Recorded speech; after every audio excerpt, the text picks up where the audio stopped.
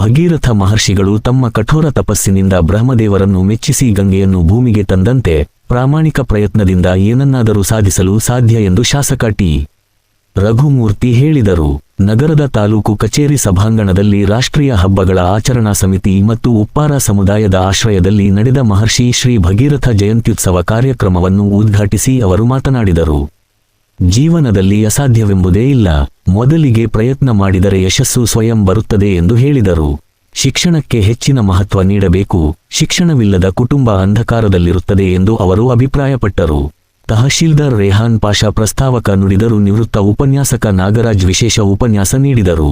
ಈ ಕಾರ್ಯಕ್ರಮದಲ್ಲಿ ತಾಲೂಕು ಅಧ್ಯಕ್ಷ ಹನುಮಂತಪ್ಪ, ಯಲ್ಲಪ್ಪ, ನೀಲಕಂಠಪ್ಪ, ಎಲ್ಐಸಿ ರಂಗಸ್ವಾಮಿ, ಡಿಎಂಕೆ ರವಿ, ಮಾರುತಿ, ಮುಷ್ಟೂರು ಲಿಂಗಪ್ಪ, ತಾಪಂ ಯೋಶಶಿಧರ್, ಪೌರಾಯುಕ್ತೆ ನಾಗವೇಣಿ ಸೇರಿದಂತೆ ಹಲವು ಗಣ್ಯರು ಭಾಗವಹಿಸಿದರು.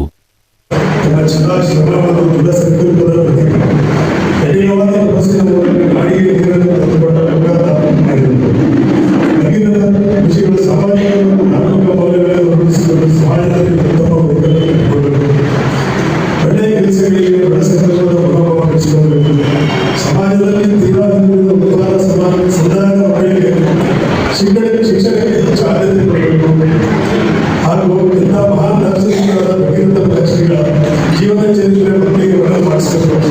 ಈ ನಿಟ್ಟಿನಲ್ಲಿ ನಾವು ಎಲ್ಲ ಅವರ ಆದರ್ಶಗಳನ್ನು ಅನುಸರಿಸುತ್ತಿದ್ದೇವೆ.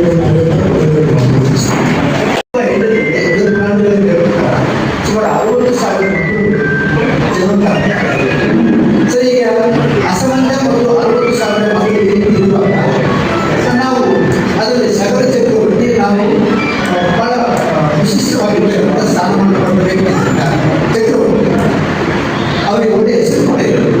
ಸರ್, ಈ ರೀತಿ ಇರುವಾಗ ನಾವು ಅಶ್ವಮೇಧ ಯಾಗಗಳನ್ನು ಮಾಡಬೇಕು ಅಂತ ಸುಮಾರು 99 ಅಶ್ವಮೇಧ ಯಾಗಗಳನ್ನು ಮಾಡಿರ್ತಾರೆ.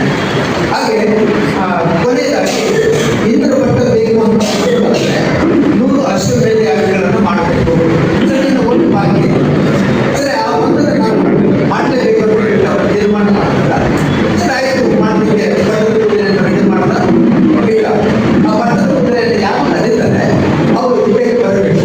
ಇಲ್ಲ ಅಂತ ಹೇಳಿದ್ರೆ ಕರ್ನಾಟಕದಲ್ಲಿ ಅವಕಾಶಗಳನ್ನು ಕೊಡಬೇಕು ಅಂತ ಸರಿ. ಸಮುದಾಯವನ್ನು ಮಾಡಿದ್ವಿ. ಮತ್ತೆ 15 ಲಕ್ಷ ಕೊಟ್ಟು ಬೇರೆ ನಗರಗಳಿರ್ಬೋದು, ಇಲ್ಲಿದ್ದಂಥ ಕೆಲಸ ಆಗಿದೆ. ಮುಂದೆ ಏನು ಅಲ್ಲಿ ಮಾಡಲಿಕ್ಕೆ ಏನು ಉಪಯೋಗ ಆದ ಕೆಲಸ ಇದೆ ಅದನ್ನು ಮಾಡಲಿಕ್ಕೆ ಮುಂದೆ ಕೂಡ ಕೆಲಸ ಮಾಡ್ತಿದ್ದಂಥ ಸಂದರ್ಭದಲ್ಲಿ ಹೇಳ್ತಾರೆ.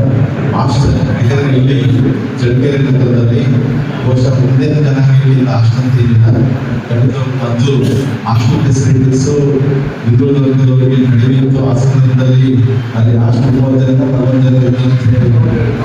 ಆದರೆ ಈಗ ಅಲ್ಲಿ ಹಾಸ್ಟೆಲ್ಗಳೇ ಬೇಕು, ಅಲ್ಲೇ ಬೇಕು ಅಂತ ಏನಿಲ್ಲ. ಯಾಕಂದರೆ ನಗರದಲ್ಲಿ ನೋಡ್ತೀರಾ ಸುಮಾರು 20 ಕೋಟಿ ಅನುದಾನದಲ್ಲಿ 800 ವಿದ್ಯಾರ್ಥಿಗಳಿಗೆ ಅಲ್ಲಿ ಅವಕಾಶವನ್ನು ಮಾಡಂತ ವ್ಯವಸ್ಥೆ ಆಗಿದೆ, ನೋಡಿದ್ರ.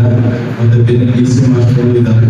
ಆದರೂ ಸಮಾಜಕ್ಕೋಸ್ಕರ ವಿಶೇಷವಾಗಿ ಏನಾದರೂ ಅವಶ್ಯಕತೆ ಇದ್ದಂಥ ಸಂದರ್ಭದಲ್ಲಿ ಅದಕ್ಕೆ ಕೊಡುವಂಥ ಕೆಲಸ ನಾನು ಮಾಡ್ತೀನಿ ಅಂತ ಹೇಳ್ತಾ ಎಲ್ಲರಿಗೂ ಕೂಡ ಈ ಸಂದರ್ಭದಲ್ಲಿ ಶುಭಾಶಯಗಳನ್ನು ಕೋರಿ ಮತ್ತು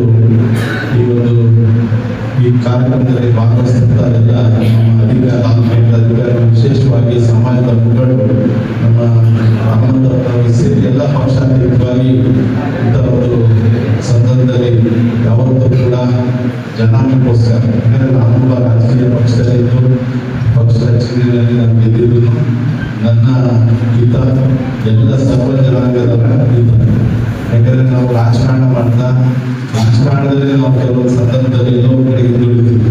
ನಾನು ಆ ಪಕ್ಷ ಈ ಪಕ್ಷ ಪಕ್ಷದಲ್ಲಿರಬೇಕು ಚುನಾವಣೆ ಸಂದರ್ಭದಲ್ಲಿ. ಆದರೆ ಜನಾಂಗದ ಹಿತಕ್ಕೋಸ್ಕರ, ಜನಾಂಗದ ಅಭಿವೃದ್ಧಿಗೋಸ್ಕರ ತಾವು ಪಕ್ಷವನ್ನು